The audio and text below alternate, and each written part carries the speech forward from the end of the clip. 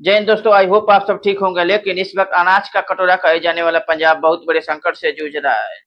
इस वक्त पंजाब की हालत बाढ़ की वजह से बहुत ही ज्यादा खराब है। लोगों की रहने की जगह, उनके घर टूट फूट गए और बाढ़ के साथ पानी में बह गए। फसलें बर्बाद हो चुका है और हजारों पशुओं की जान चली गई। पंजाब को 5 नदियों का भूमि कहा जाता है। पंजाब में 5 नदियां बहती थी: सतलज, ब्यास, रावी, चिनाब और झेलम नदी। लेकिन इस वक्त चिनाब और झेलम नदी पाकिस्तान में बहती है। देखिए, बारिश तो हर साल होता है, लेकिन इस बार बाढ़ की वजह से हालात बहुत ही ज्यादा खराब है।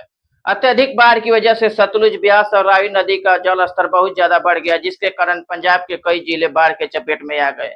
लुधियाना से लेकर फिरोजपुर तक, जालंधर से लेकर पटियाला और गुरदासपुर से कपूरथला तक ऐसे कई सारे जिले हैं जो कि बाढ़ के चपेट में आए हैं। पंजाब गवर्नमेंट की तरफ से एक रिपोर्ट दर्ज किया गया। ये रिपोर्ट जो है 1 अगस्त से लेकर 3 सितंबर के बीच का है, जिसमें बताया जा रहा है बाढ़ के कारण 23 जिले प्रभावित हुए हैं और 1600 से अधिक गांवों को क्षति पहुंचा है। लेकिन ये आंकड़ा बढ़ गया है। 1900 से अधिक गांवों को बाढ़ ने तहस नहस कर दिया है, जिसके कारण 3.5 लाख से अधिक लोगों की जिंदगी बर्बाद हो गई। लेकिन ये आंकड़ा उसके बाद बढ़ गया है, 4 लाख के आसपास पहुंच गया है, जिसमें 37 लोगों की जान चली गई। लेकिन उसके बाद ये आंकड़ा बढ़ गया है, अब 43 लोगों की जान चली गई और 3 लोग मिसिंग भी है।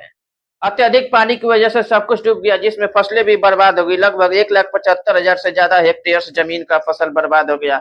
लेकिन 3 सितंबर के बाद ये आंकड़ा और भी बढ़ा है। ये वही पंजाब है जहां से 1960-1970 के दशक में हरित क्रांति का शुरुआत हुआ था। अनाज उत्पादन के मामले में पंजाब का हमेशा से बहुत बड़ा योगदान रहा है। इंडिया के अंदर जितने भी गेहूं का उत्पादन होता है, उनमें से लगभग 15% के आसपास गेहूं का उत्पादन पंजाब करता है। लेकिन इस वक्त ऐसा हालात हो गया है कि जिसने कई लोगों के पेट भरे, उनका खुद का पेट भरने के लिए, अपने परिवार के लिए बहुत ज्यादा दिक्कत हो रहा है। हालांकि बहुत सारे लोगों ने पंजाब की मदद करने के लिए हाथ भी बढ़ा रहे हैं, जैसे कि पंजाबी सिंगर दिलजीत दोसांझ, करण औजला, गुरु रंधावा और भी ऐसे कई सारे सिंगर हैं जिन्होंने पंजाब को मदद के लिए आगे हाथ बढ़ाया है। और इसके साथ साथ बॉलीवुड से भी सलमान खान, अक्षय कुमार, रणदीप हुड्डा और भी कई सारे ऐसे सुपरस्टार हैं जिन्होंने पंजाब की मदद के लिए हाथ बटाया है। और गरीबों के मसीहा कहे जाने वाले सोनू सूद, जिन्होंने कोरोना काल में कई लोगों की जानें बचाई है, उन्होंने भी अपने पूरे टीम के साथ पंजाब की मदद के लिए हाथ बटा रहे हैं। लोकल एनजीओ संस्था ने भी पंजाब के लोगों का बहुत ज्यादा मदद कर रहे हैं। और इसके साथ साथ हरियाणा के लोगों ने भी पंजाब का बहुत ज्यादा मदद कर रहे हैं। खासकर मुस्लिम समुदाय के लोगों ने भी भाईचारा निभाते हुए पंजाब का बहुत ज्यादा मदद किया है और अभी भी कर रहे हैं। हमारा देश है हिंदुस्तान, और हम जितने भी हैं यहाँ खड़े सारे जो हैं हम हिंदुस्तानी हैं, फिर कुछ और हैं। सबसे पहले हमारा देश हिंदुस्तान और हम हिंदुस्तानी। और बाढ़ पीड़ितों के लिए जो आपने ये सहायता कैंप जोड़ा है, हमारे इमाम साहब भी और सब ने हिस्सा लिया इसमें, ये मानवता के नाते बहुत ही आवश्यक है। मुसीबत आनी और मानवता के नाते कोई सिख हिंदू, मैं एक नारा लगाऊंगा और सारे उसको 2 बार दोहराएंगे। हिंदू मुस्लिम सिख ईसाई आपस में है, हिंदू मुस्लिम सिख ईसाई, हिंदू मुस्लिम सिख ईसाई।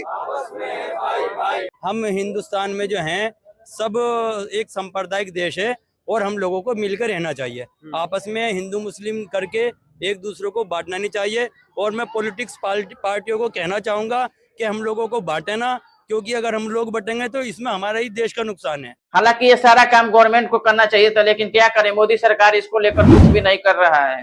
और उसके साथ साथ मोदी सरकार की गोदी मीडिया और बड़े बड़े चैनल्स पर भी इसके बारे में कोई भी बात नहीं किया जा रहा है। लेकिन यहाँ पर एक सवाल है कि ये सब हो क्यों रहा है। एक्सपर्ट का कहना है कि क्लाइमेट चेंज यानी कि जलवायु परिवर्तन, और दूसरा है अनप्लान डेवलपमेंट ने इस तबाही को और भी बड़ा और खतरनाक बना दिया है।